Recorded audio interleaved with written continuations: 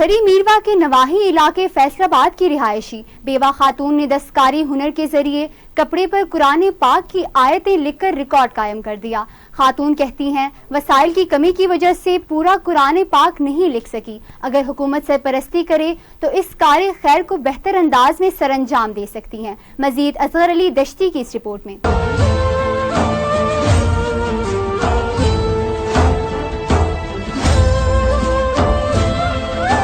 ठरी मीरवा के गांव फजलाबाद की रिहायशी बेवा खातून आमना शहर दस्तकारी हुनर के जरिए कपड़े पर कुरान मजीद की आयत लिख रही है। बेवा खातून का कहना है कि मैं सऊदी अरब उम्रे पर गई थी, जहां कपड़े पर कुरान मजीद लिखा देखा और मेरे दिल में भी कुरान मजीद लिखने का बहुत शौक पैदा हुआ। मैंने कपड़े पर कुरान मजीद लिखना शुरू किया है। खातून का कहना है कि मेरे पास इतने वसाइल नहीं कि मैं सारा कुरान मजीद लिख सकूं। हुकूमत और मुखिया हज़रात अगर मदद करें तो पूरा कुरान मजीद कपड़े पर लिख सकती हूँ। उन्होंने मजीद कहा कि पाकिस्तान में दस्तकारी की कमी नहीं है, मगर हुकूमती सरपरस्ती न होने की वजह से दस्तकारों की हौसला अफजाई नहीं हो पाती।